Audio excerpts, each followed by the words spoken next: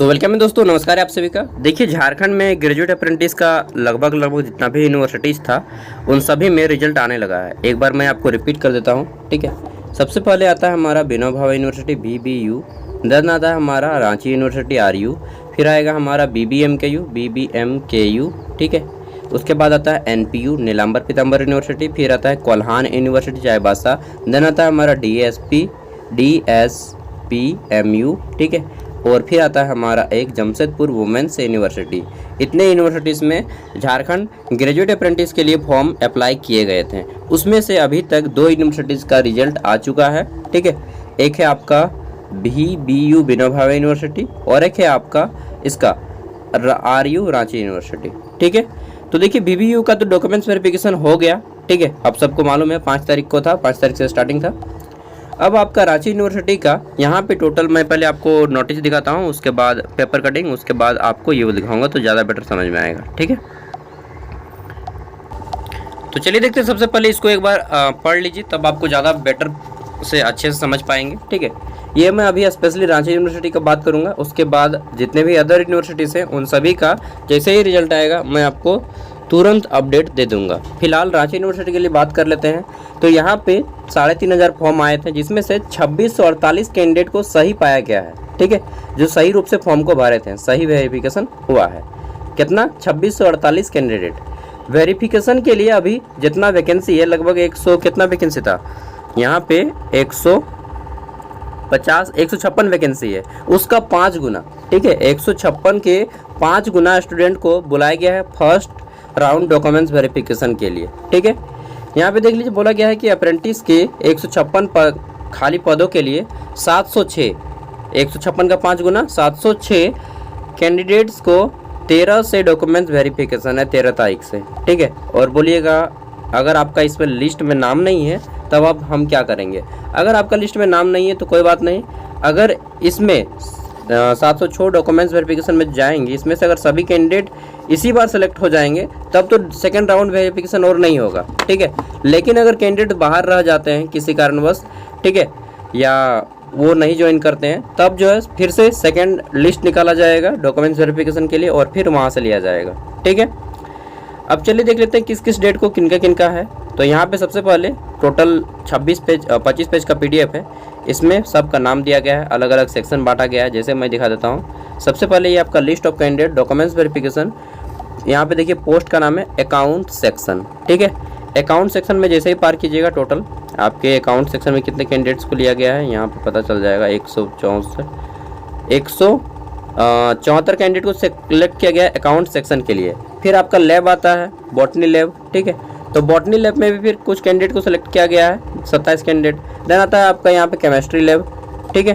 Chemistry के lab में यहाँ पे टोटल कितने कैंडिडेट्स को सिलेक्ट किया गया है, तो यहाँ पे टोटल केमिस्ट्री में 41 कैंडिडेट्स को सिलेक्ट किया गया है। देन आता है हमारा कंप्यूटर लैब, ठीक है। कंप्यूटर लैब में यहाँ पे कितने कैंडिडेट्स को सिलेक्ट किए गए हैं, तो यहाँ पे इनकी संख्या है 64, ठीक है। 64 कैंडिडेट को कंप्यूटर लैब में सिलेक्शन दिया गया है। देन यहाँ पे लाइब्रेरी जो होता है, ठीक है, स्कूल लाइब्रेरी, वहाँ पे टोटल कितने कैंडिडेट्स को सिलेक्ट किया गया है, तो यहाँ पे आपका 58 कैंडिडेट को सिलेक्ट किया गया है फॉर डॉक्यूमेंट्स वेरिफिकेशन। देन आता है हमारा यहाँ पे फिजिक्स लैब, ठीक है, और सबसे ज़्यादा एडमिनिस्ट्रेटिव में सिलेक्ट किया गया है। फिजिक्स लैब में बात कर लेते हैं तो टोटल नंबर ऑफ कैंडिडेट्स की जो यहाँ पे 46 है, ठीक है। देन आता है जूलॉजी लैब। जूलॉजी लैब में आपके टोटल यहाँ पे 54 कैंडिडेट को सिलेक्शन दिया गया है, ठीक है।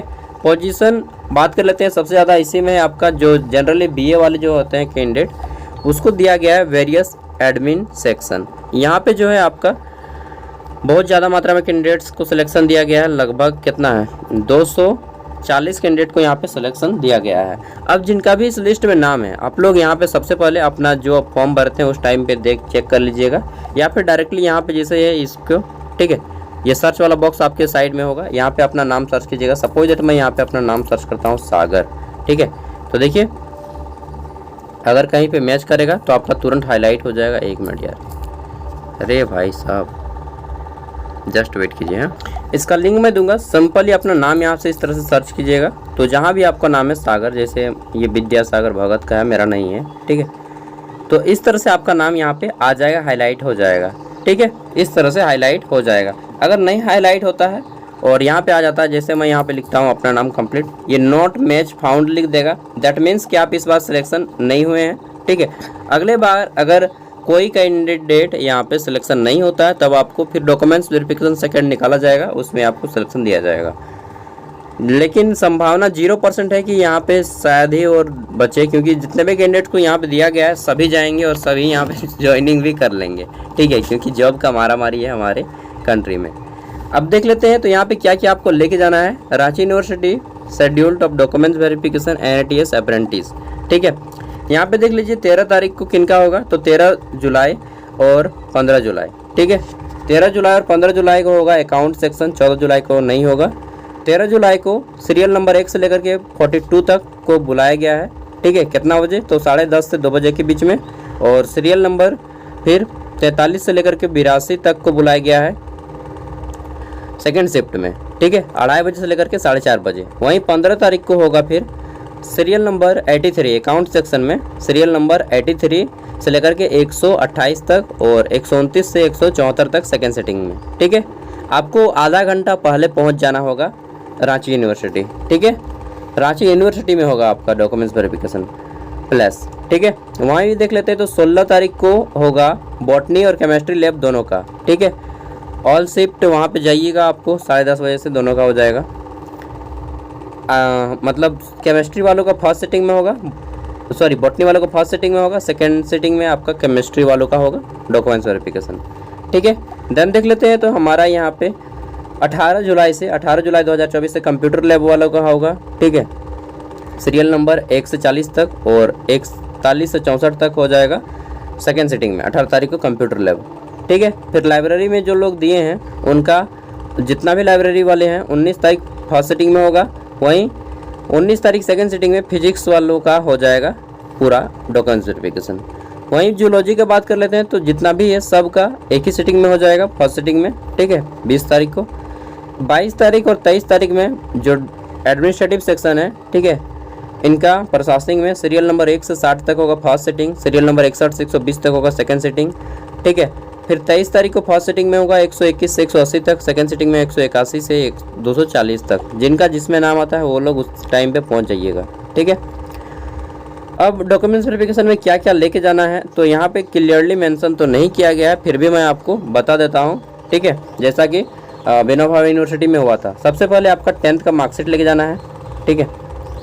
10th का मार्कशीट, एक मिनट यार खतरा नहीं बोल लेता हूँ, डायरेक्टली मैं आपको ऑफिशियल दिखाता हूँ, ठीक है। तो ये है आपका विनोबा भावे यूनिवर्सिटी का, जो कि बुलाया गया था डॉक्यूमेंट्स वेरिफिकेशन के। इनको बुलाया गया था कब, तो इनका डेट यहाँ पे दिया है 7 मार्च को फॉर्म भराया था, वो तो ये है जी। हाँ, इनका 5 तारीख से डॉक्यूमेंट्स वेरिफिकेशन था, दिनांक 5 तारीख को, ठीक है। चलिए जो भी है इनका तो कंप्लीट हो गया। बहुत सारे कैंडिडेट हैं जो कि विनोबा भावे में भी बाजी मार ली और यहाँ पर भी बाजी मार ली हैं, ठीक है। आपको डॉक्यूमेंट्स वेरिफिकेशन में अपने मैट्रिक का क्या लेके जाना है, तो 10th का प्रमाण पत्र और अंक तालिका, ठीक है। मार्कशीट लेके जाना है और ओरिजिनल मूल प्रमाण पत्र। मूल प्रमाण पत्र अगर जिनके पास नहीं है अपना स्कूल जाइएगा, मांग लीजिएगा, दे देंगे, 100 रुपया ले सकते हैं, ठीक है। मूल प्रमाण पत्र निकालने में 100 रुपया लगता है। इंटरमीडिएट का 12th का, ठीक है, मार्कशीट लेके जाना है और मूल प्रमाण पत्र लेके जाना है, ओरिजिनल सर्टिफिकेट। ग्रेजुएशन का मार्कशीट और ग्रेजुएशन का अगर मूल प्रमाण पत्र अवेलेबल है तो अच्छी बात है, नहीं है तो प्रोविजनल से काम चल जाएगा, ठीक है। प्रोविजनल मिलता है सबको, नहीं मिला है तो अपना कॉलेज जाके मांगिए, प्रोविजनल दे देंगे। फिर आपको ओरिजिनल आपको क्या लेके जाना है, वैध डोमिसाइल प्रमाण पत्र और जेरोक्स भी लेके जाना है। सबका ओरिजिनल और जेरोक्स, सबका ओरिजिनल और जेरोक्स, ठीक है। आरक्षण हेतु अगर आप BC1, ठीक है, BC2 या फिर ST SC या फिर EWS में आते हैं तो आपको अपना कैटेगरी सर्टिफिकेट भी लगेगा, ठीक है। ये सारे लेके जाने हैं। साथ ही अपना ईमेल आईडी एक बार चेक कर लीजिएगा, हो सकता है आपके ईमेल पे आया होगा। और एक चीज़ मैं अभी आपको बताता हूँ जो बहुत रोचक बात है, और रोचक बात ये है कि यहाँ पे जो सिलेक्शन हुआ है मैक्सिमम किन का हुआ मालूम है, उनका हुआ है BSc वालों का, ठीक है, BCA वालों का BCA और BBA, ठीक है। उसके बाद BCom वालों का हुआ है। BA वाले का सिलेक्शन ना के बराबर हुआ है, एकदम ना के बराबर, क्योंकि BA वाले का परसेंटेज इतना कम होता है और सच में BA में मार्क्स लाना मतलब बहुत टफ काम होता है, ठीक है। तो बीए वालों का सिलेक्शन यहाँ पे बहुत कम हुआ है, क्योंकि सबसे ज़्यादा परसेंटेज यही लोग का आता है, बीसीए का आता है, बीबीए का आता है और बीएससी वालों का आता है। ठीक है, बाकी फाइनेंस वहाँ पे तो अकाउंट में बीकॉम वालों का है। बीए वाले यहाँ पे बहुत कम सिलेक्शन है। तो ये मत सोचिएगा कि अगर आप बीए किए हैं और सबसे ज़्यादा वैकेंसी जो है लगभग 97% कैंडिडेट जो है यहाँ पे, या हम लोग बोल सकते हैं कि 95% कैंडिडेट वो बीए वाले हैं जो अप्लाई किए हैं। ठीक है, लेकिन बीए वालों का सिलेक्शन मुश्किल से 5% हुआ है इस बार डॉक्यूमेंट्स वेरिफिकेशन में। ठीक है, तो बीए वाले बहुत कम कैंडिडेट को यहाँ पे सिलेक्शन दिया गया है, क्योंकि बीए वालों का परसेंटेज कम होता है। ठीक है, क्योंकि बीए में मार्क्स आना उतना बहुत टफ काम होता है, लिखना होता है। ठीक है, तो आप लोग घबराइए मत कि मेरा यार नहीं हुआ, बीए वालों का ना के बराबर हुआ है। ठीक है, 5%। सबसे ज़्यादा सिलेक्शन बीसीए, बीबीए और बीकॉम वालों का हुआ है और बीएससी वालों का हुआ है। ठीक है, चलिए मिलते हैं नेक्स्ट वीडियो में। Thank you. और अगर आपको नहीं मालूम है यार कि बीसीए बीबीए क्या होता है, तो मैं थोड़ा सा बता देता हूँ। बीसीए इसका फुल फॉर्म होता है बैचलर इन कंप्यूटर एप्लीकेशन, समझ गए, कंप्यूटर का पढ़ाई होता है बीसीए एमसीए। उसके बाद आता है आपका बीबीए, ये क्या होता है, तो इसका फुल फॉर्म होता है बैचलर इन बिजनेस एडमिनिस्ट्रेशन। एक होता है ना एमबीए, एमबीए आपका मास्टर कोर्स है, बीबीए आपका बैचलर कोर्स है, समझे। और बीएससी में आता है जनरल मुश्किल से केमिस्ट्री, बॉटनी, ठीक है, जूलॉजी और मैथ वालों का सिलेक्शन हुआ है। वहीं पे आपका जो है ये वाला जो अकाउंट सेक्शन है उसमें आपका बीकॉम वालों का अकाउंट और आपका जो मैथ रखे हैं, साथ में जो इकोनॉमिक्स रखे हैं, उनका सिलेक्शन दिया गया है। ठीक है, तो एक तरह से अच्छी बात है यार। चलिए जो भी है, थैंक यू आप सभी को, और ज्वाइनिंग कीजिए, अच्छे से काम कीजिए। ठीक है, अपने काम में मन ध्यान लगाइए, और अगर प्रिपरेशन करना चाहते हैं तो प्रिपरेशन करते रहिए। Thank you, bye. इसका पीडीएफ मैं वीडियो का डिस्क्रिप्शन में दे रहा हूँ।